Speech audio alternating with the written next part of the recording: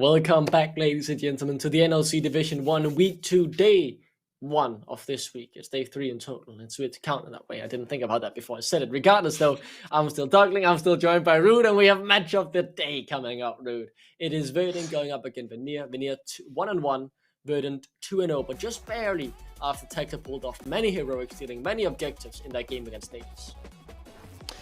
Yes, that's a very fair summarization of how they got to be 2-0 for at least one of the games anyway. I do think that their day one performance was a lot cleaner and a lot more deserving of that victory. Obviously can't take away from their second victory either. Taxa put the team thoroughly on his back, managed to get them 3 smite steals in a row and pretty much turned the game around off the back of those. But going into a game up against Vanir, it's our match of the day. It's one of our more contested matchups, obviously a 2-0 versus a 1-1. Vanir have had ups and downs. They've certainly shown off some merits. They've also had a couple of games that haven't necessarily had that game that didn't look quite so good. But when we look at this matchup in particular, I want to move our attention toward the top side. I think this is something that Verdant kind of demand, a little bit akin to what we see from Nord, but with a different play style. We've seen Niles thus far have a really strong split push presence in the league, and I don't think anybody else is actually showing that off just yet. It's been a game of Jax Vanille that really sort of set him apart and puts him in a great spot across the board. Yeah, I'm really excited to see if Verdant can continue this style, because that is a style that we saw, especially Riddle back in summer 2020 play. And who did they have in their AD carry position? It was Kevo. And what's the strength about having Kevo when you're focusing on split pushing? It's because Kevo is really, really good at playing low resource AD carries and AP carries. He can play the 6, he can play the Seraphine, he can play the wave clear duty and just play safe and not die and scale up for the team fights when they eventually happen, and buy more time and just allow someone like Tex or whoever your jungler really is to run out to the top lane, get them ahead early on, and allow them to be able to snowball their lead and split push. Yeah, weak side king. It's kind of what you have to give to Kevo. He's done very well on those reliable carries for the late stages, whilst getting as few resources really as the team deem appropriate. You look at that. Look at then on the flip side, obviously Chrisberg, the AD carry, staring him down. I do think that is a little bit of a different style of AD, gets a few more resources from the team, or at least has done thus far, or did do in 2022. Not sure that's quite the phrasing that I'd have gone with had I thought about it, but nevertheless, on this Vanir roster, has got a lot more potential to get those resources as well. Playing alongside Touchdown on the bot side, with Ploxy in the jungle, there's a bit more tendency to give Chrisberg resources, give him the power of a hyper carry, and really excel in a 5 versus 5. I'm really excited to see how this game plays out in particular, and if that top lane style of gameplay doesn't really end up coming through to fruition. I'm really excited to see Chrisberg as well, a long-time NLC ADC ever since the beginning. He's been with Nordvent, he's been around the block actually over here in our ecosystem. He's always been rated highly, he's always been a reliable teamfight AD carry, and I'm really excited to see him play. Yeah, and I think that we're... Go on, you go. Yeah, I have been reminded. We have something to show you guys yet again. If you've been here all the way through, you have already seen it, but it's a nice little piece of content from Verdant. It is called This or That, and then now I will give you no choice but to watch it. So you have that. Welcome to This or That, the game in which the players are given a statistic and 2 choices to guess which has the higher figure. We'll be tracking scores over the course of the video to see who knows more about the NLC. It has to be touch. Touch? Touch. Touch? Touch.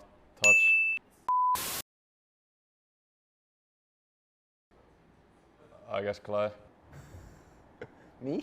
It has to be Clay, no, because he's the oldest, been doing it for so long. It has to be Clay. Clay. Clay. Oh, that's work with both now. That's so interesting. Actually, I'll say Ploxy. Ploxy. Actually. Me. Taxer. Fuck. Vanir. I mean, I don't really know who plays in Vanir, so I would just say Verdant. That's gonna be Vanir, I think. But does that count for Teleligan also? Then I would assume it's Vanir. I think they have been for longer. Vanir.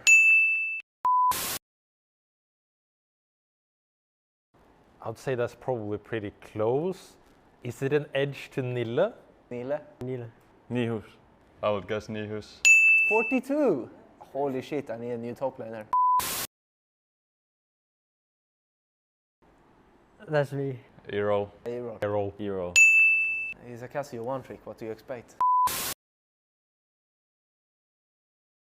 I feel like Chrisberg is one, he plays so many hyper carries. I feel like poor Kevo, some rosters have been left on the bottom. I think it's Kevo. It's not Kevo, so CRISPR. I think it's Chrisberg. I don't think Chrisberg plays that much Ezreal, as far as I've seen lately. But I think it's Kevo, no? Kevo. I've seen his S3 once. I never want to see it again. Okay? I never want to see your S3 again. Baloo. Baloo. Baloo. That's gonna be Baloo. I think it's Baloo.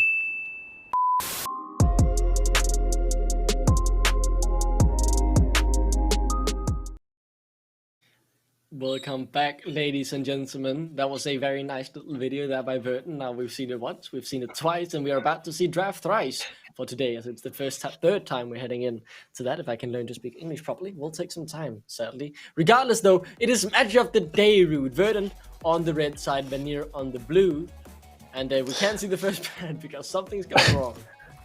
And just quickly, shout out Verdant as well, making content for us to put on the stream.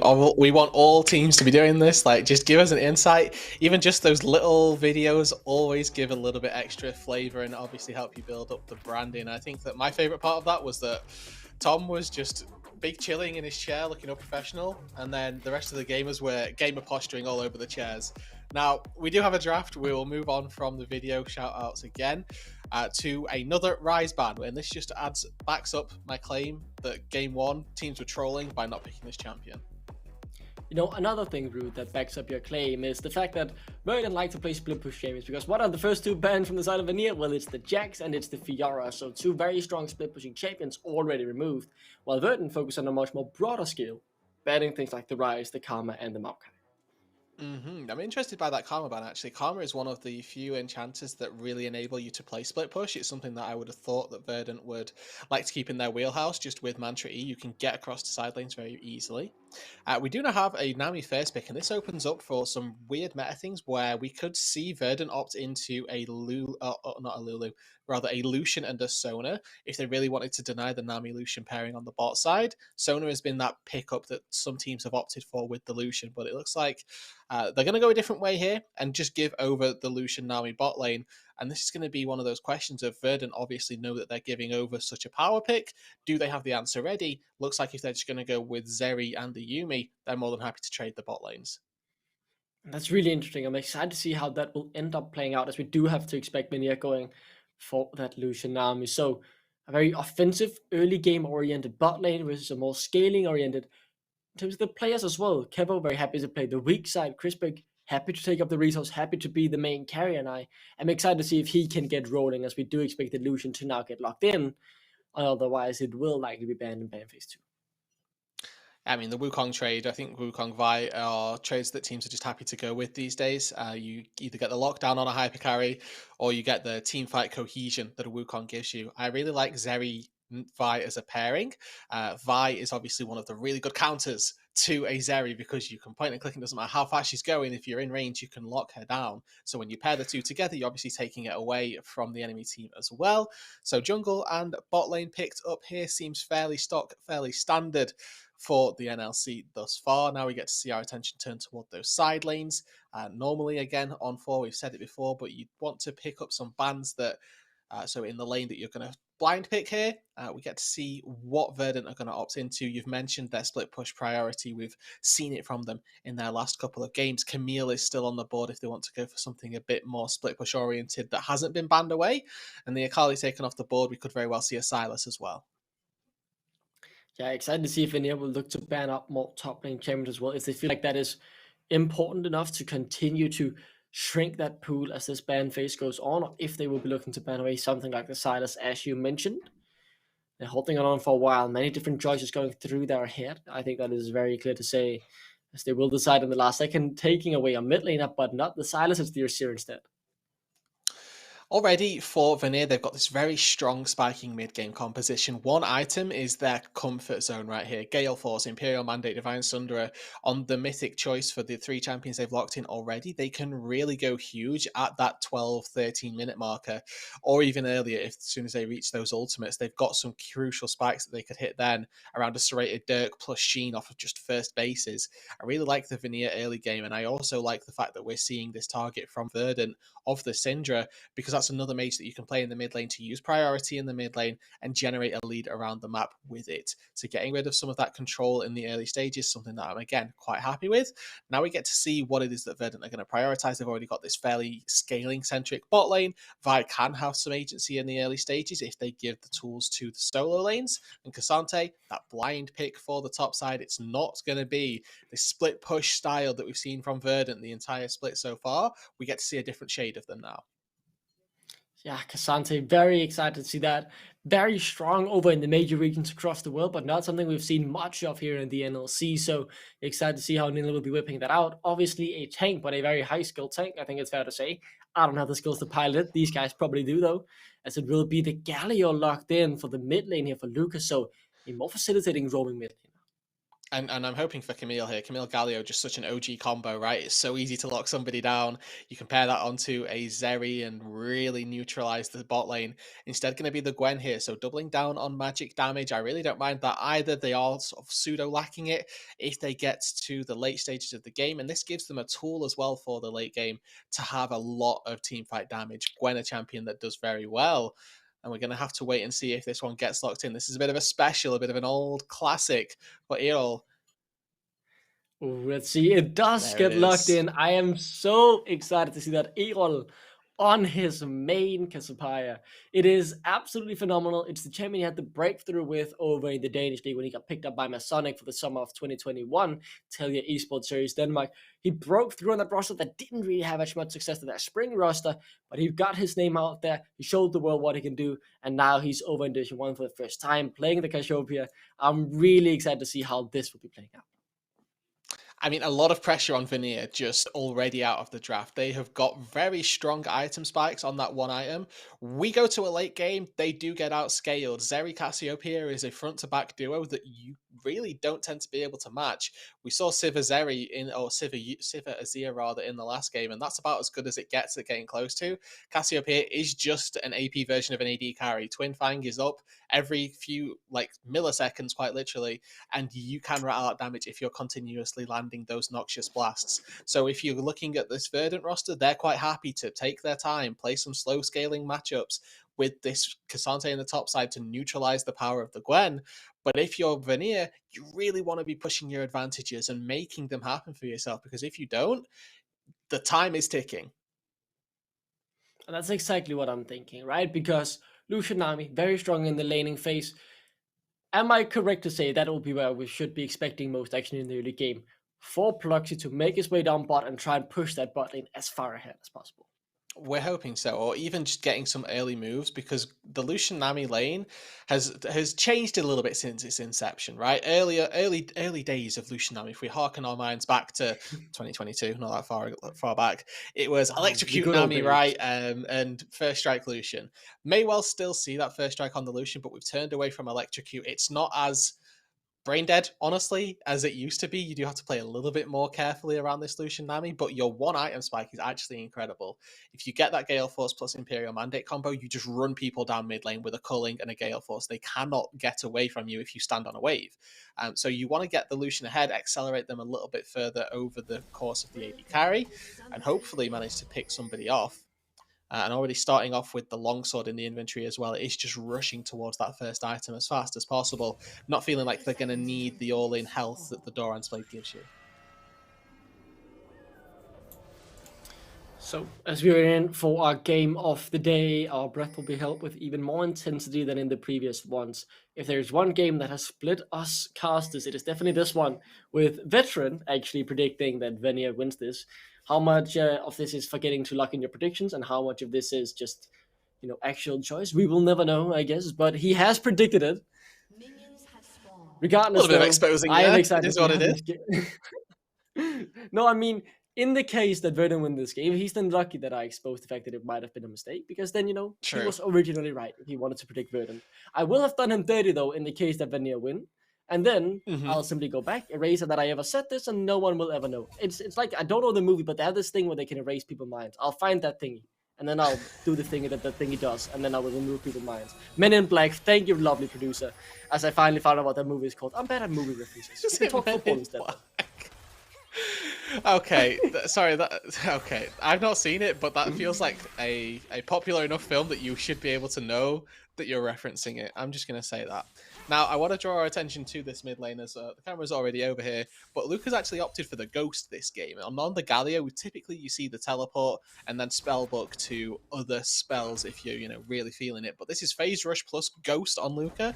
This is going to be a speedy gargoyle trying to navigate the team fights, and I think this is actually going to be really useful in the later stages of the game. Gives him more agency to get into this Cassiopeia Zeri backline and cause chaos for them. Because if they're getting taunted, Zeri doesn't have an auto attack in the traditional sense. Her damage comes from her Q. So if she gets taunted, she's stood dealing 20 damage every 1/8 of a second. And Cassiopeia, again, the same. Doesn't really have the consistent DPS from an auto attack. Taunt is a very useful tool versus these two champions.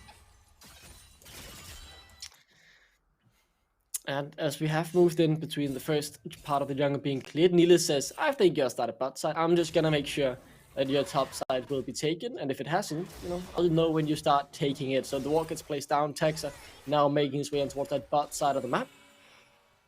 As we will now see Luxy start making his way weirdly towards his blue buff. Okay, he just walks the other way around. He has been spotted. I thought he was going to do some weird stuff. I take that all back. He's not running towards the mid lane, as an explosive trade does happen here. Twin Fangs being traded, but nice trade from Luca there, taking 60% pretty much of Erol's HP. Yeah, and this is the power of the early game Galio. Base stats tend to carry you through for the most part. I also want to, again, draw our attention to the item builds. Luca opted into this Doran shield early on. It's a very laning-centric item, whereas Erol has opted into the Tear of the Goddess, so literally 0 combat stats for the laning phase. But he's going to be stacking up that tier a little bit faster, likely going to be working towards the Rod of Ages as well. The super scaling mid lane build is back in Season 13. Goes back to base, picks up a D-ring, so has now a little bit more power to try and duel out with Luca. But you did get to see in that small trade, it's actually very difficult. If Phase Rush gets procced, Luca can just dodge Noxious Blast with that movement speed or run away from the Twin Fangs, and there's not a lot that Erol can do. What I think is important to remember, though, at this point in the game is what we talked about in draft. This is a early game oriented Vanir, way stronger in that early game, wants to accelerate the Lucian. So we will be keeping our eyes, especially on bot lane and Pluxy in particular. Where will he go? Where will he use his early game pressure to try and get something done? Because they need to. If this goes 30 minutes without any kills, it's certainly Verdant who will win. And talking about kills, very aggressive trades in mid before, now in top lane as well. A solo bolo is not out of the question. Yeah, it's important to set our expectations here. I do think that there's a bit of a misconception around how fast you need to snowball as an early game composition. I'd like to give them, till sort of 15, 20 minutes, honestly. If they're at an even pace, that is, that they should be good to go. Get a nice little trade here in the mid lane. Woohoo! That is Erol, as I know him. On his one trick, he finds the solo bolo first blood. And that's why you always Luca, this man's Cassiopeia.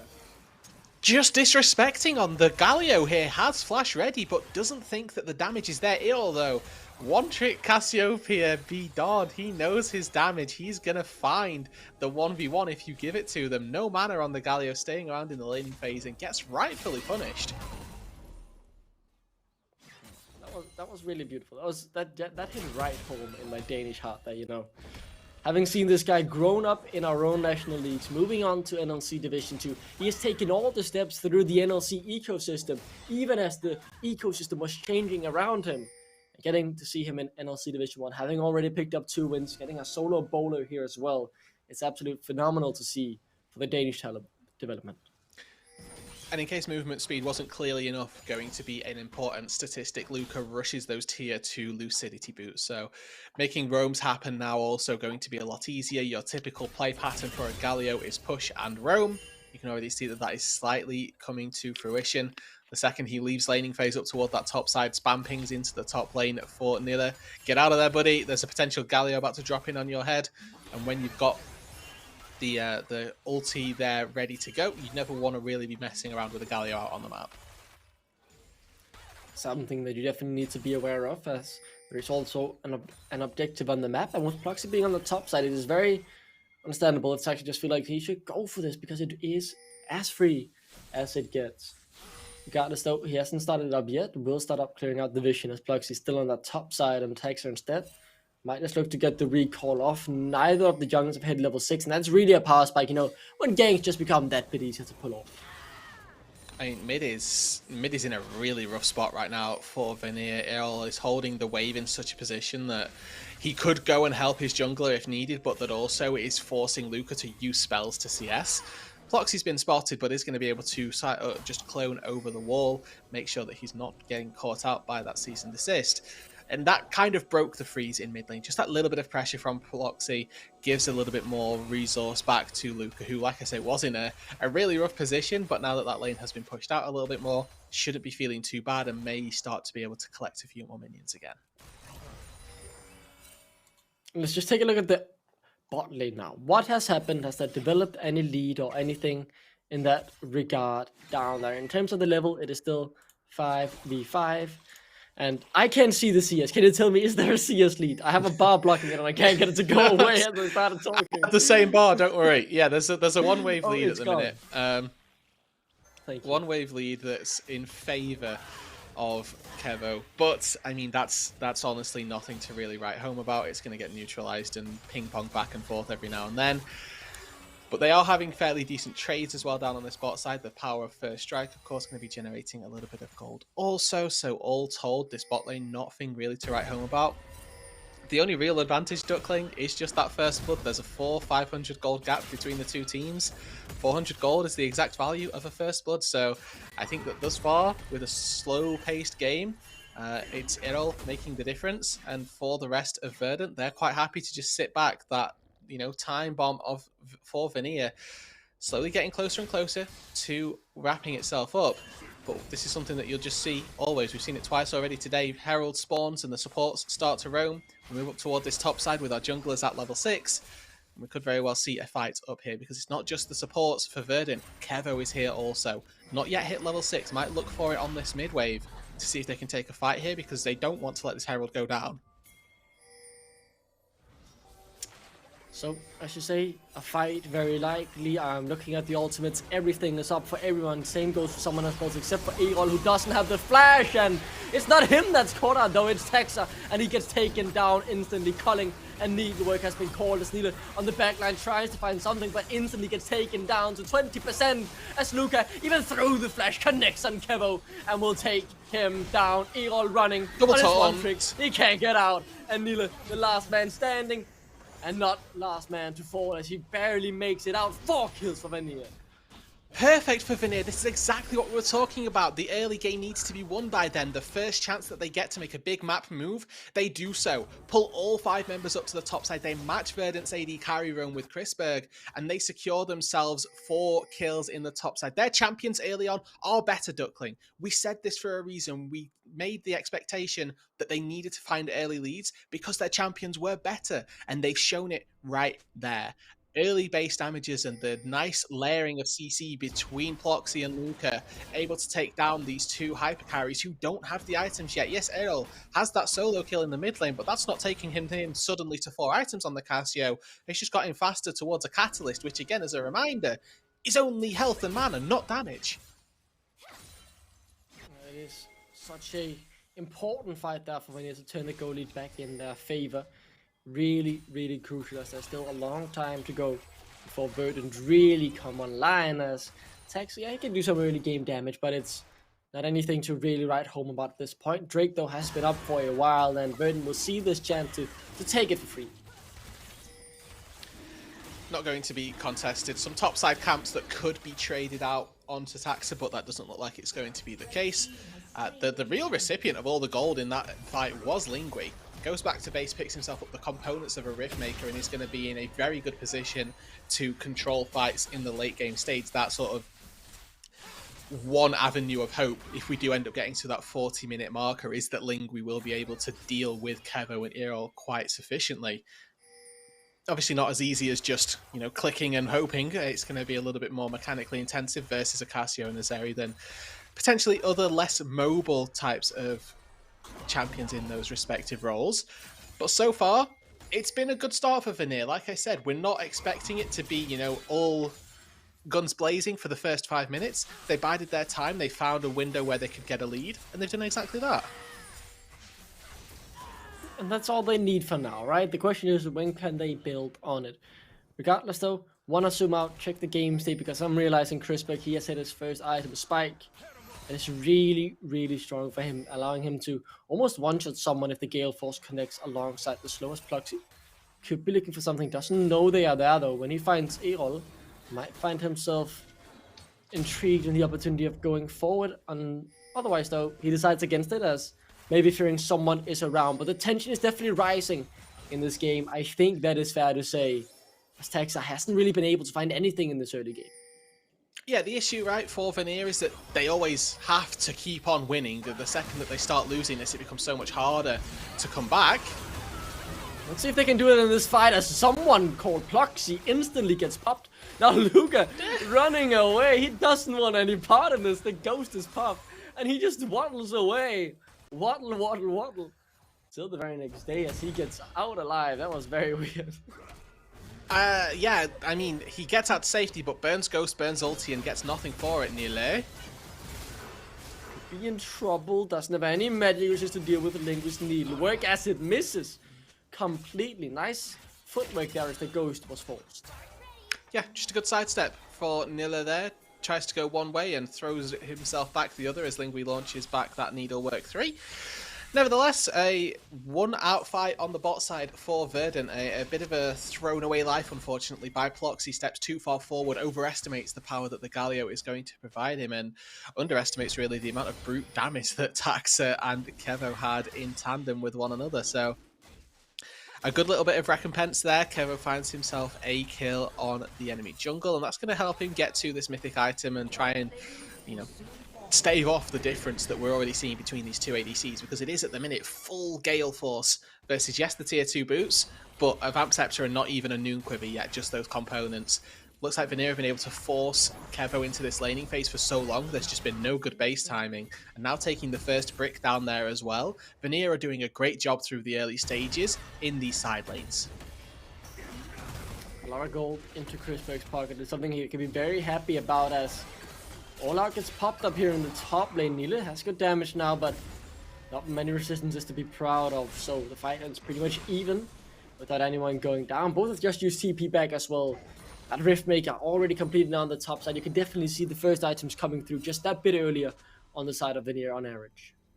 Yeah, and with that Riftmaker being finished for the Gwen, obviously that sustain in the laning phase is going to be, you know, helpful tenfold, really. With both of those TPs being down, it's not going to be as easy for the Cassante to get his HP back. Obviously, there's Omnivamp in the ulti, but now that's been burned, it doesn't become as straightforward, and Lingui's Needlework is going to be back up and available very soon. So there's now a chance for that top side to get a little bit more volatile. The second I say that, though, we recognize Vanir have already made a lane swap happen. They want to get as many plates, as much gold onto Crispberg as possible. You can already see he's ahead by 1,000 in that bot lane. The top side matchup for Lingui obviously up by 1,200, so a really good advantage going their way in both of those side lanes to begin with. But if they can get that turret down for Crispberg as well, it just hammers home the emphasis that they've got on accelerating this Lucian's lead.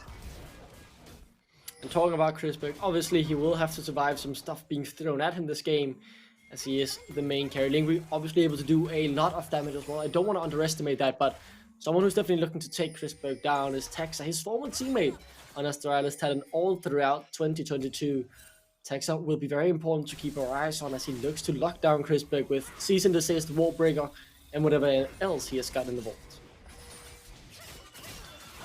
And I like this as well for Vanir, right? You've pushed in that bot wave, and that's in now a really difficult position for Lingui to go and farm without being collapsed on too heavily. So instead, pull him up to the mid lane, get more gold onto your Gwen. If you're trying to, you know, vie for gold, I think that giving Gwen money over Galio is the way to go. It's a trade of neutral objectives in the meantime as Verdant take themselves Drake #2, which is pushing them to an even stronger late game scenario where they're going to have now Soul at their back in conjunction with the Zeri and the Cassiopeia. Yes, it's only a Chemtech Soul. It is probably the Soul that has seemed the least overwhelming in terms of their power. But a soul is a soul at the end of the day, Duckling, and if you do get it early enough, it opens the world up where you can get an Elder Dragon as well. It does open that world up, as it seems to be a trade in that sense, as the Herald gets the charge and Crispberg gets the kill.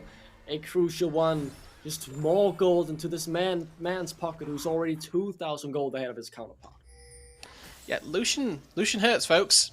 We've got that serrated Dirk finished as well for Crispberg, so if there's champions that don't have armor, we are really stinging with these auto attacks. So a good extra pickup for Vanir.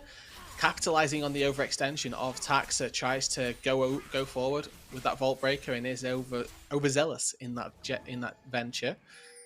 I will say though, I have to keep pointing this out, that the late game scaling for Verdant is in their favor. They are down 4,500 gold, but I don't think too much of that is localized in the mid lane. I think Errol actually fairly far ahead of his counterpart. If we take a look, 900 gold, has a level lead as well, that 30 CS deficit. Got that solo kill early doors and is really going to have to do some wonders through this mid game to keep his team relevant if Vanir continue to try to push for fights. Let's see how much damage Crispberg does. It could almost take down Kevo. Peria popped us alongside the Immortal Shield Bow to keep him alive. That is so much damage, and they can just continue hammering away at these turrets. And that's when I ask you the all-important question now, Rooted. At what point do we say Verdant have outscaled? How many items do they need in that back pocket? The thing is, scaling is so relative to the state of this game, and by that I mean, if you typically you see, okay, Zeri is 3 items, she is strong now. But judging the pace of this game, by the time Keva reaches 3 items, Crispberg is going to be 5. And yes, the Zeri is going to be strong, but the Lucian's going to be full build. So it doesn't matter. It really comes down to when those items are either at parity and we're later on into the game, or if Verdant just end up getting more items, and that's not looking like it's going to be the case. For now, Vanir have done a great job at setting up their mid lane so that they can push forward, try and take some fights. Clyde and Kevo obviously burning those defensive summoner spells off the last wave in the mid lane makes it very difficult for them to step up. It means that they now have to call Taxa and Errol in just to clear out a mid wave where 2 people of Vanir are accomplishing the same job. Regardless though, I think there's one thing we can conclude from these first 90 minutes of gameplay is that Vanir have been able to get out, they've been able to succeed to some degree. The question just is now, can they keep it up, especially as things like the Baron, like these soul points start spawning, and there are more reason to fight, more chances they can corral Verdant into a pit and then try and grow their lead that way. Tier 1 falling in the mid lane is certainly going to give them great access to those leads as well. Opens up the top side of the map quite significantly and the bot side jungle as well. Just means that when you're navigating your way between the lanes, you don't have to be fearful for the bastion of damage that is going to be coming out of a mid tier 1 turret. Gives you a good little standpoint to be able to work from if you do have it up. Obviously now that Verdant don't, opens up Vanir to be able to navigate the enemy jungle a little more freely. 20-minute mark. Just 15 seconds away. And this is something we talked about, right? If we didn't go into the full split push, I would like to look at the bot lane because I was excited to see if Crispberg was going to be the main carry. Like he has always really been when he's been playing in the NLC, the big hyper carry that you could always rely on. And they are definitely putting him in that situation. This has not been the Verdant split push story spreading out the map. This has been the Vanir Crispberg show. When they have taken over Verdant though, they do want to have something to say about it, as Lingui has been forced to pop the ghost. 3v1 as we speak, make it a 4v1, as the gold mine needs to be donated over to Kevo. Instead, the shutdown falls into the pocket of Nile, who will be happy to take that and build up those resistances. It's a great pick by Verdant. They only have to burn all out. They're not really losing anything on the map either. They caught Lingui a little bit overextended. The rest of the team weren't ready to make a play. Now they're getting the wave pushed in the mid lane, but it's within just enough time that Verdant are probably going to be able to defend this. If they are sort of 10-20 seconds later on that play by Verdant, or Lingui can wait 10-20 seconds longer, Vanir probably gets something to trade back. That's not the case, and instead it's just a nice little injection of gold into Nilla and makes that side lane a bit more bearable for the Cassante. Definitely a very strong point for him as the second item has been reached. Force of nature, a lot of magic resistance, a lot of damage still exists on Crisper. Calling Cole. Unable to find his love, though he has found it in his duo lane touch. Third place in the Norwegian Love Island. Had to get out there somewhere, as the Drake now will be taken by Vanir. Baron on the cards, though. Verdant happy to trade it for priority and vision around that crucial objective. Yeah, we didn't see on screen, but Nilla actually teleported up to that top tier 1 turret. Did manage to take that one down as a trade for the dragon. So again, conscious choices here by Verdant to recognize that they're slowing down their scaling and not getting that soul as early as possible, but instead getting the gold in their back pockets in a roundabout way, right? It's about 50 gold to everybody on the map, and then obviously the local gold for Nilla as well. Not necessarily the worst place to be putting gold. A frontline such as a Cassante is definitely going to be difficult for a Lucian to cut through once some armor gets built up. Yes, there's going to be a little bit in the Frostfire, but by and large, going for that Force of Nature second means that this Lucian is still going to be dealing a fair quantity of damage when he's got already sort of 2 2/2 in terms of those items built up.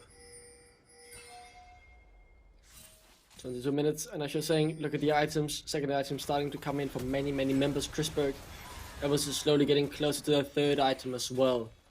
It's about waiting to see when that Baron will be started up, because it feels like it's Vanir, who needs to be the one to pull the trigger, who needs to be the one on the proactive play. And as I say that, they started up, no vision inside the pit. Oh, that's Blue Trinket. I don't think it's solid. Should have seen over, but I mean, either way, they know that it's going on because of that scuttle, I guess. Teleport called.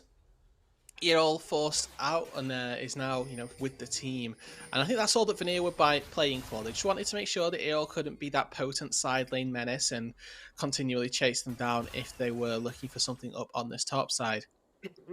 But once again, want to reset what we're expecting from this. Vanir have done the job that they needed to in the early game. They've established that lead. And now we've reached that 20-25 minute marker where I said they needed to have an advantage. They've then extended how long they can play this game with this advantage. They're now in a position where they can look for the likes of a Baron, the likes of a fight around a dragon, with the confidence that they should be ahead enough in those items to take a fight. 2 items on a Gwen is going to absolutely murder Cassiopeia plus Zeri, who's got that rune dance completed right now, and up against a triple melee composition, it's a really good item. The question is whether or not Kevo can stay alive long enough to dish out any damage at all.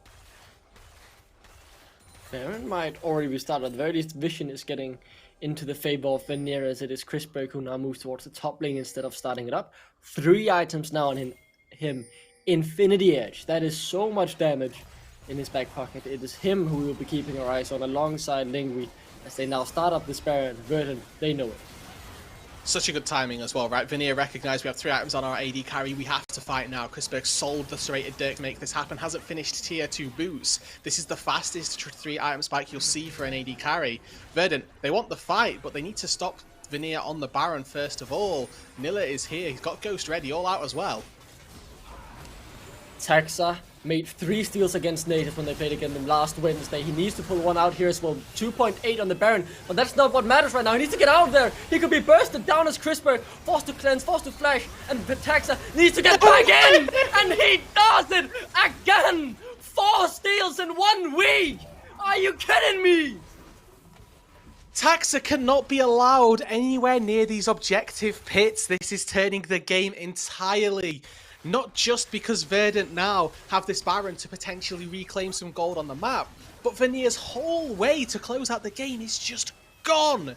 Their wave clear from Verdant is just too strong. Taxa here, he's 200 HP, knows he has to go in anyway. Ulties onto Luca to get back into the pit. Dies, does not care. I cannot believe it. I thought water could only turn into wine so many times, but Texa must be drunk of all the wine he's got, because he's just continuing to do it time and time and time and time again. 4 steals in 2 games. I simply cannot believe it. And this guy behind the scenes as well. He's what the team needs. He's always there, willing to take that extra bit of responsibility. And in this game as well, he takes the responsibility, he takes the 50-50, and he's confident enough to win it. And to reiterate quite how scary this now becomes for Vanir, all of that work that they've done for the last 25 minutes is undone in a single smite. Now they're the ones on the front foot using Baron to push their advantage. They're closing up that gold gap. The lead that the Lucian had, it still exists, and it is a lot more difficult to play off of, but they still have this window. It is now obviously a lot more difficult, and Verdant are right back in this game. Are they in a position where a 5v5 suddenly becomes winning? Not quite yet. There are still item leads in favour of Vanir. If we look at the bot lane specifically, you can see it, and they're looking for more now. Nila gets chunked out a little bit, but this is that power of Yuumi. Reason why this champion was so highly priced throughout the whole of 2022. Pretty obnoxious to try and play against. You can't go for these short chip damages. You've got to go for the whole hog, and unfortunately, Vanir, they don't get that, but they do get the Drake instead. Looks like Verdant are trying to play off of the fact they've got a Baron to secure some turrets and a bit more gold in exchange for this Drake. Yeah, giving that, obviously taking 2 early Drakes allow you to do this without losing a soul, but that does mean this could have been a now Verdant soul, but they have said, no, we don't want that. We would rather try and get more gold in our pockets, as you say. And while it is worth noting that this gets Verdant back into the game, and as you say, kind of destroys a bit of what Vanir has been working so hard towards, it's not fully evened out. There's still 2.8k gold difference. When you look at the AD carry, it is still 3 items to now 2.5 instead of just 2 items on Kevo.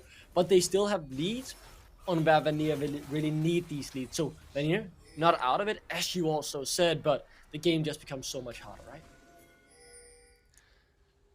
And in the aftermath of all of this, we get to see the dust settle and see how the teams are feeling, who's comfortable taking control. It is still Vanir. They're the ones pushing vision lines, looking to take advantages in the enemy jungle and make plays proactively on the map. This top tier 2 going to be a perfect example of that they have the comfort to move into the top side jungle, set up enough vision so that they are comfortable taking this objective. Taxa stepping forward there, might have been looking for a fight, recognises and thinks better of it.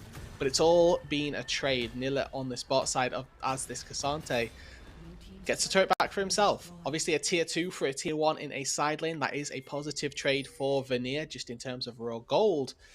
But any little chip extra gold that you can get onto Nilla, they're going to be quite happy with that one. Now working towards what I believe is that Sunfire. Going to be a lot more stayable in the front line when looking at Chrisberg in particular. Important to say, Kevo reached that 3 item spike now. Chrisberg still half an item ahead, but that's a very strong point for this area. That was a point where the curve, as you mentioned yourself, was moving towards the fact that Chrisberg would have 5 items by the time Kevo would have 3, and now that has changed. Thanks to the Baron steal, thanks to the gold the Baron injection gives into Verdant's lineup. And that's just what's so crucial, right? Because Chrisberg would be that much stronger now. Did he have that 1.5, 1 extra item here to just simply out-damage Kevo, but now it's way more of an even fight. Yes, vastly. The difference between the 3.5 and 2.5 discrepancy we had. Okay, fight. Oh, he just picks out Lingui, and that just means now there's only really one carry they could rely on the side of Vanir. It's Chrisberg. And he can't do that much damage against such a massive front line. And Texa, he flashes forward, no cease and desist. But Verdant will not give up the chase regardless. Kevo dashing over the wall to find the counterpart, but unable to take him down as Touch will fall. The W barely misses. And Texa looks his brother dead in the eyes, continues to run him down. Will not let his former teammate go, but will be forced to as Pluxy will keep his AD carry safe. And just like that, Duckling, all of that hard work from the early stages, you can feel it crumbling down. 6-6 may well be the kill score, but it feels a lot more Verdant-sided right now. Lingui just gets pulled back into the squad and ripped to shreds. Not even a chance to become immune to the damage from Earl or Kevo. A really good pick by Nilla to start all of that off, and then chased down by Verdant in absolutely meticulous fashion. They get themselves 3 kills. Yes, they lose their bot tier 2, but they claim a bot tier 2 in response, and they get all of the shutdowns as well. Zeri picking up a kill there also. You can see Kevo now, 550 gold shutdown. The game knows that this Zeri is strong. Vanir, they need to recognize it and respect it as well. As we see Texan now go forward with the help of Clyde. He does not commit further forward as he instead takes a more cursed route around to secure that scuttle. What is the move now for Vanir? Because before they just used their strong power to try and push their lead forward. How do they now try and deal with this? Do they do a Tex and just try and steal the Baron away? I mean, that's one part. The other part is Lingui. Lingui has got smite, or has got TP. He's also 3 items, so could be a threat. He's got a good flank too. Yeah, he has got a good flank, but he has been knocked up by the cease and desist, and they're in the zone as Erol has taken down Touch on the other side. Very good needlework at Colin, gets them low, but the damage just not quite there for Vanir. They're just needing that bit of extra damage to take anyone down, really, as everyone on Verdant survives, and they will turn their attention back on the Baron. Yep, 3 kills for them. Luca stands strong, but I don't think he's going to be able to interrupt this Baron going down. Kevo is dishing out the DPS. Erol is absolutely formidable on this Cassiopeia. Picks up the Medjais earlier on, now up to 9 stacks for that one. They may well have to forfeit this dragon. It depends how fast they can get back out onto the map, but Chrisberg's not even touching it, so they're going to get the Drake and the Baron as well. And getting those two so quickly means that they can move and draw their attention to the map so quickly. Should be able to get this Drake and then start taking turrets within about 10-20 seconds of one another. So this will be the sole point here for Texas. He will secure it, and for the rest of Verdant, of course, as well. Looking at the items, 4 items on Chrisberg, yes, but that has almost been tied up by Kepa, who's of 3.5. There is now a Medjai Soul Stealer as well on Erol, 3.5 items on Nile. It just feels too hard now for Vanir, even when you mentioned the side of Lingui, getting a good flank, getting a good initial engage. It just wasn't really enough. And as Vanir go from really having a full field of ideas that they could pull out of their hat, they now are grasping for straws to really find a way back into the game. And I know that this game we painted this picture, Erol and Kevo needing to be their big hyper carries, and they are doing that, make no mistake. But they are being enabled so much by this Taxa Vi pick that every time there's any sort of semblance of danger, Taxa is there, happy to help out. Oh, Nila fenders himself in this 1v1. Does have to jump away as Touch is there to keep his AD carry safe, and a good shot down onto Chrisberg, even more gold, but it's at the cost of an inhibitor. Keeping the conversation on Taxa, you mentioned it. His facilitating picks are so important, and that's just not what he offers in the game, but outside of the game as well. He's such a facilitator for his team. He just needs to facilitate, take one more team fight, take the responsibility of finding the right engage, as Linguist Needlework has already gone out. The Cyclone comes through, Taxa forced to go golden. Lightning Crash available, nice bubble on Taxa. Leaves the carries all alone, no Nila for 25 seconds, as they will continue the chase. Bloxy coming from the side, Luca has popped the ghost, but the Sumis, they jump over the wall, enough to get Verdant up. So they lose 2, but they do get a bot lane inhibitor. That gives a large window of time for Verdant to be able to play in the top side of Summoner's Rift. Fortunately for Vanir, I think that that timer is long or short enough that it will synchronize quite nicely with when the Baron respawns. There might be 1 or 2 waves of super minions that spawn in that bot lane whilst the Baron is alive, but they took it at around the same window where that inhibitor plus Baron combo are probably going to respawn at 1. Difficult game for Vanir from here. We mentioned if we got to this point, we do heavily favour Verdant. We've got parity really across our AD carries. 4 items for the Lucian. It's still technically 3 for Kevo, but he's got that stopwatch, and the Tiamat functions, you know, with its passive at least, as that full item does anyway. And I do think that now Erol as well has got that Rylai's Crystal Scepter. We judged and talked about how much movement speed was going to be a factor for Vanir. Luca's build indicating that as much. Rylai's being finished for the Cassio shows you quite how difficult it's going to be for Erol to just die as a whole. He's got 4,000 HP because he's gone for this Rod plus Seraph's build, and now with the Rylai's as well. He's got so much HP that trying to take down the Cassio between all of the HP and the sustain from the Twin Fangs is just nigh on impossible. And then you have Yuumi, just in case that wasn't enough. just in case everything wasn't enough, I should say, you've still got the zooms. Luckily though, that won't be for long, as the patch will come through next week, hopefully, or the week after that. So the human priority will go down. But for the game, it is as strong as ever. As Lingui will continue to try and scale up in this game. Chrisberg is getting close to full build, so everyone is starting to slowly but surely reach the point where they're almost at the maximum strength.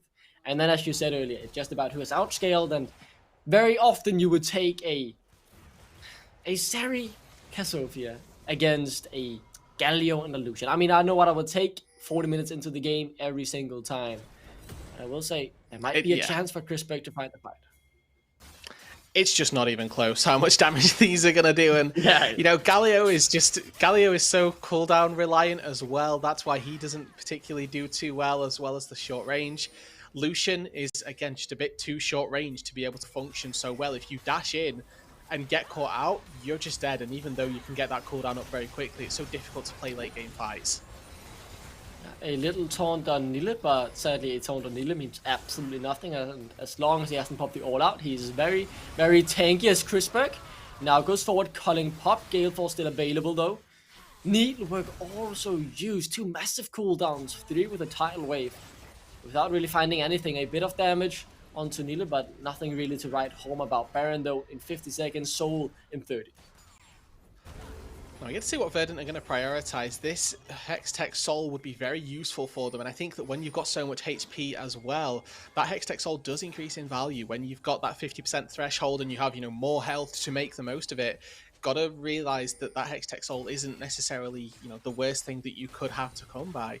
But with the Baron spawning about 15 seconds afterwards, can't lay all of your eggs on that bot side basket without leaving a window open for Vanir.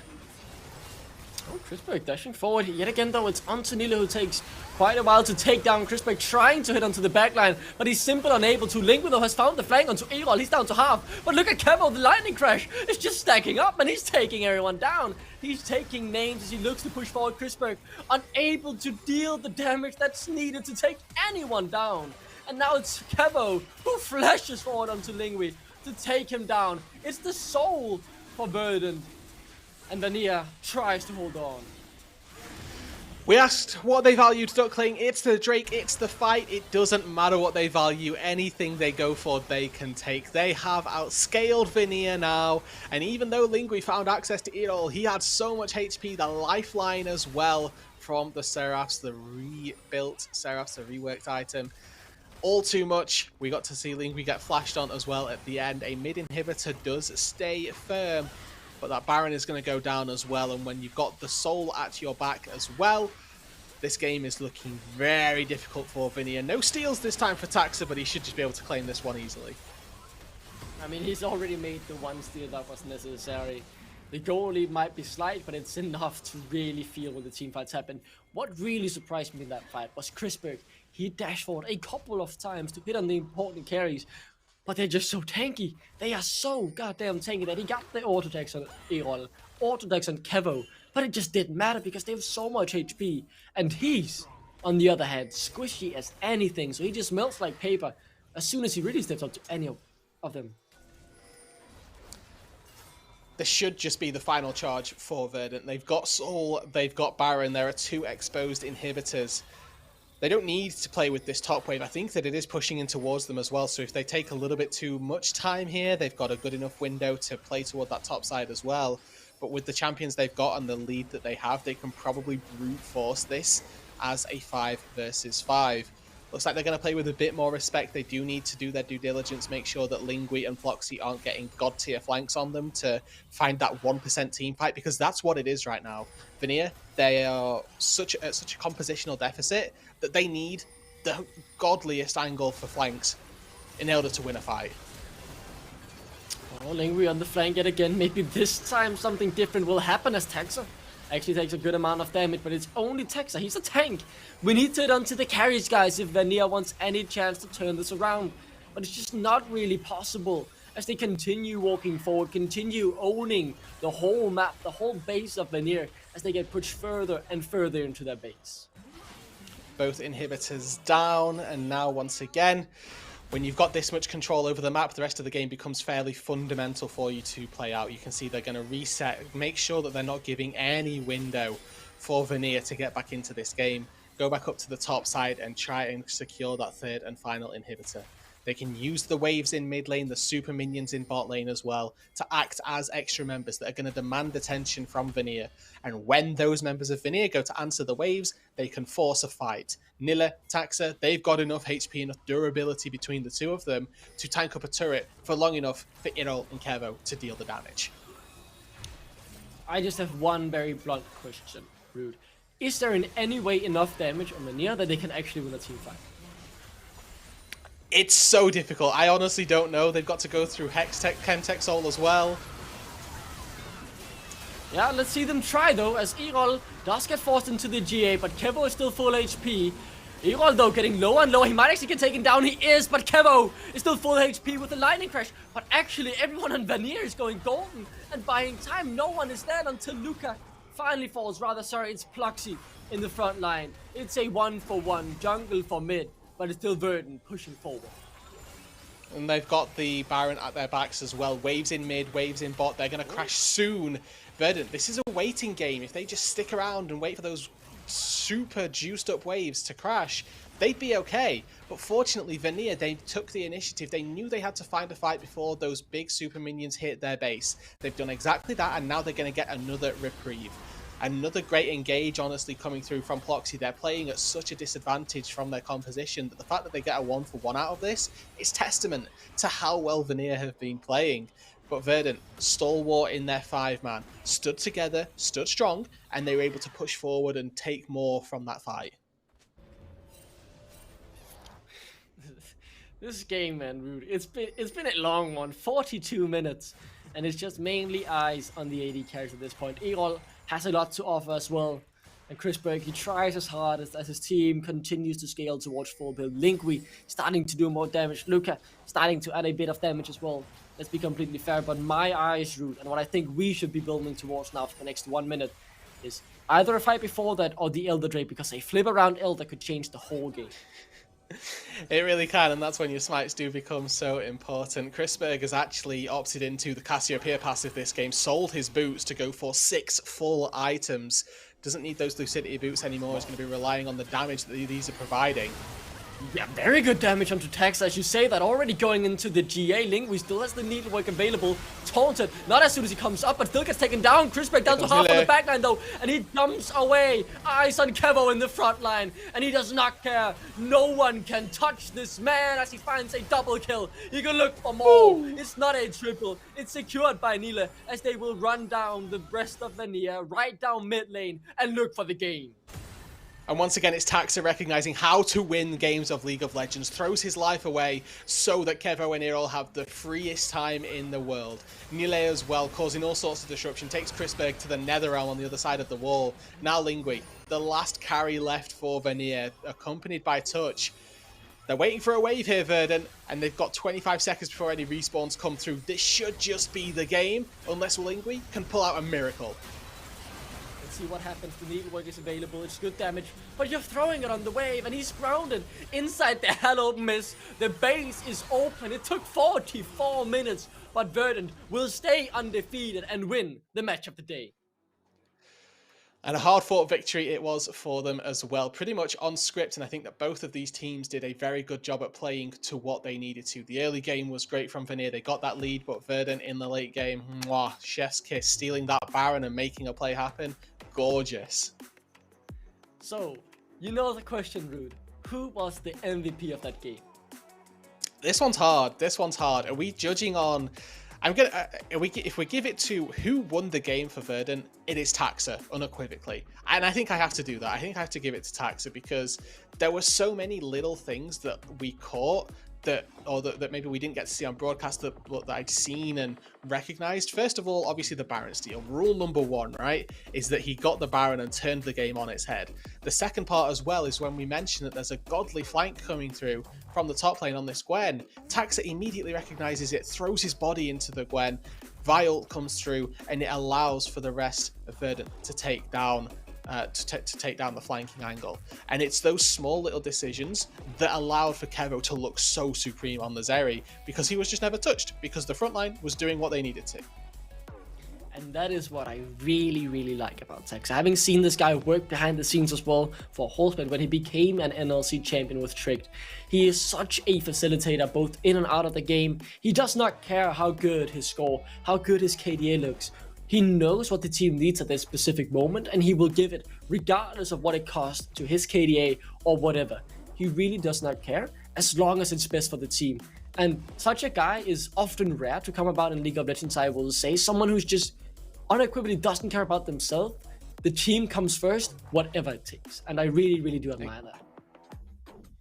And I have to give credit over to Lingui and to Vanir as well, because they did have a very strong early stage of the game, right? They found those early leads that they needed to. They had that skirmish around the Rift Herald that generated them a 5k gold lead. They then pushed that even further to a point where they could take the Baron. The unfortunate realm is that they've now got to go back and workshop how they approach that Baron, because they can't just be leaving 50-50s open. I mean, if you're going to lose a game like that, you have to recognize that there really should never be a 50-50 angle. You either look for a turn to take down Taxa or do something different in your setup to it so that he can never even get to the pit.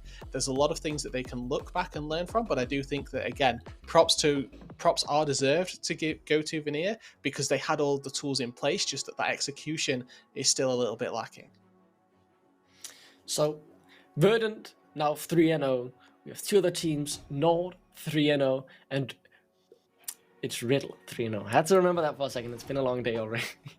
But with all three of those teams now being 3-0, and they will be the only teams that will be 3-0 when we round out the day, regardless of the last game, I want to ask you, which one of these 3-0 teams look the strongest at the moment after seeing them all just play now?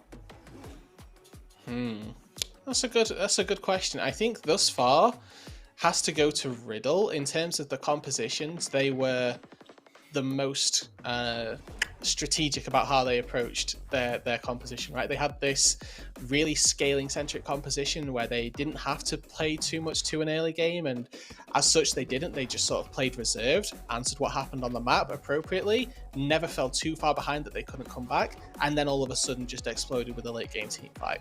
Vanir here have shown that they could take an advantage against Verdant where that wasn't an option open to playing against Riddle. And obviously you can talk about the difference of opponents that they've had, but for me, I think that Riddle did look so far the best of our 3-0 teams. Yeah, I wholeheartedly agree with that. I really think Riddle have been impressive, and to think about the fact they didn't even die in the game as well. They went, I think, 14-0 maybe. It was around that point. No one died, so a perfect game in that sense. Obviously, they did lose a lot of turrets, but why am I buying time, you might be wondering? Well, because we are still waiting for interviews, and I'm gonna lift a bit of the spoilers from who I think will have an interview, who I've been told will have an interview. So Touch should be here. Let's see if he can find his way in. I'm excited. I really can't wait to speak to Touch. I've been watching this guy for so many years, and after I found out he has been on Love Island Norwegian, I have been in love with his story, and I'm excited to have a chat with him if we get that chance. Yeah, we're still waiting for them to get on in, but that's absolutely fine. We do just get a little more time to touch on, the stakes, I think, of this league now, because I think that this Verdant versus Vanir matchup was going to be a defining moment for the league, because coming in and at least the pre-tournament expectations was that we would have a clear top three, those being Ruddy, Verdant, Ruddy, Riddle, and Nord, and then this Verdant versus Vanir matchup was going to be what could potentially be deemed as the middle of the pack. And now we've seen Verdant separate themselves from Vanir, and with a 3-0 as well, start to challenge the upper echelons, let's say. The question becomes not, are Verdant a team that can potentially contend for middle of the pack, but can they battle for one of those EMEA spots? And I am really excited to be able to say this. We should have Touch ready to jump in on the interview. Welcome, Touch. Hello. How are you doing? I mean, I'm doing good. Just a bit sad because we just lost, but I think it was a good game and an entertaining game. So, yeah. I do want to start you off with a bit of a simple question. Obviously, there was the Baron steal, but were there any other decisive moments in the game where you think this went wrong that really just threw the lead you guys had actually acquired and managed to build up? I mean, I think we had the one play on bot early when Wukong got caught in the jungle. I think we could have played that better because he shouldn't be able to. I mean, we should be able to invade there and be ready to fight, but we weren't really ready. And then, unfortunately, they stole the Baron. I think we lost a bit of momentum there or tempo. So after that, it was really hard to come back, kinda. It just felt like they were outscaling and we were like slowly losing. But we were still like fighting, but we had to play our comp perfectly to make it work. Yeah, I think that, like, you hit the nail on the head, right? You knew the scaling aspect was there. Do you think there was that little bit of a mental factor there as well, saying, okay, well, now that they've got this Baron and the scaling that we've now sort of lost, is there a bit playing in the back of your mind when that Baron's gone down, or is it still everybody giving their best efforts to make the win come through? We still tried to fight and like we tried to come up with ideas like how we can like flank them or try to make a catch in the enemy jungle and stuff. But I think they played really well and there were not too many openings for us to get those flanks or the engages. So I think just Verdant played really well after the Nash steal, and yeah, it was just kind of hard after that. And I want to ask, a bit more about Vanir then, I suppose, as a whole, how that team ecosystem is setting up at the minute, because we've now had we're in our second week of competitive games for NLC. How's the mood in the camp at this minute? Yes, you're 1-2 after today, but how are spirits feeling? I mean, I think, we're doing the spirit, or like the team atmosphere is really good. And I feel like we are competing against the top 4. I think Nord is probably the favorites, but I think like we can pull up a good fight against Riddle, like the first game, Verdant this game, and Ready as well in the coming weeks. So I think we just need to keep practicing, working on things, and I think this team can be really good. Our goal is top 4, and then we see what happens from there. I can definitely understand that. I think we saw a lot of good stuff from you guys today as well. Sorry, go on. No, I just wanted to say that. I think I think we have the players that are skilled enough to match with the players in this league. So it's just coming down to team dynamic and how you can work as a team to beat the others. Yeah, I really think that's a good point, because we saw a lot of positives from you guys today. You had some decent fights as well, considering how hard the game was. Being outscaled, you managed to get some 1-for-1s and actually made me believe for a second you guys could come back had you managed to buy time for the Elder. And my last question, I know it's completely unrelated, but I have to know about this. You have been a Love Island Norwegian. How was that? I mean, it was chill. I had a 2 months free vacation. Nice girls, good, nice people. Yeah, I was just chilling around, and I almost won the prize money. Yeah, you were really close, 3rd place. I had to know about that. I was really interested ever since I found out, and I've been waiting to interview you for years now to ask that question. Thank you so much, and commiserations. I'm excited to see how you guys improve, and hopefully your score will soon start reflecting the ability I know you guys have. Thank you so much for joining us, Tom. Thank you. That was absolutely wonderful. I'm so happy I got the answer on that question. But moving it on to the winner's interview, we have NLC 3rd place player Cly. How you doing? Congratulations on the win. I'm doing good, thanks. The win was a bit sloppy, but I'm happy we won in the end at least. Yeah, and that's actually also what my first question is related to, because after the Baron steal, it was clear you guys were going towards the outscaling route, and slowly but surely were. The game, though, did feel kind of sloppy at some points, even when you had outscaled, and some fights became a bit more messy. What did you think went wrong there? Obviously we contest Herald like donkeys, so game gets really hard. We managed to get 2 drags though, so I don't know, they just gave us like free scaling, so we know their only option is to force the Nash. Once we stole that, like the game was won, it felt like. But I felt like we had a hard time like finding the right fights. But we knew like in the end they just kind of have to come into us, and if they do, we just auto win. So there wasn't much they could do. I mean, yeah, that's what it felt like from here. When the Baron goes down, you're just kind of like, well, chalk it up to another one. Taxa wins another game for Verdant. The question I have, one of the questions I've got for you, Clyde, is what is your sort of personal endeavors here? Because you spent a bit of time away and at least came back for the Aurora Open, right? Subbing in for Ruddy, I believe. What's your personal goals? What are we looking for this split? I mean, obviously, I want to go to EMEA Master or whatever it's called. But right now, I feel like it's a bit far away. I feel like I don't really have the hands yet, so I'm glad I'm playing Yumi, you know, because I'm an old man. No, but I haven't played competitive since 2019 properly. I was obviously a coach as well for a stint, but after that, I didn't really touch league at all, like as a player. And then, yeah, Ruddy hit me up and asked me if I wanted to play Aurora Cup or sub in and help them. And yeah, I did. It was really fun, and I kind of find like the competitive spirit and just playing again. I found it really fun. So I just wanted to like give it a shot this split. I didn't really reach out to any org this split, rather than I had like a few NLC orgs reach out to me. And yeah, I'm just super happy at where I'm at right now and like see where we can go from here. That's really cool. I love the rekindled, like the spirit of competitive just coming back into you after however many years off. I want to ask then, since you've taken this bit of a break, how are you feeling champion pool wise? Is there a specific set of champs that you're particularly feeling at the minute? Is it keep me on you because otherwise I'm going to throw the game level, or is there a chance that we get a Nautilus, a Mumu type thing going on? Just wait 13.3. That's where I peak. Okay. Okay. That's when the tank sports are back in meta, and that's more a must-have. I'm not gonna lie. Like, I do play these champs, but I don't feel like I'm necessarily that good. I'm also a guy that like to make plays and do stuff. So yeah, it would suit me much better, I would say. And coming in now, Clyde, to my last question. You are one of the 3-0 teams alongside Nord and Riddle. How do you guys feel you stack up against them? Are you confident when you'll start going in against them, or are you a bit unsure about how you guys match up? I mean, I think Riddle is probably the strongest team in the league. Nord, I mean, I played against Woolite and Kasing before. I think they're really good players. Especially, I think Woolite is really good. I'm not sure about their top side and how they will do, to be honest. But yeah, that we'll see.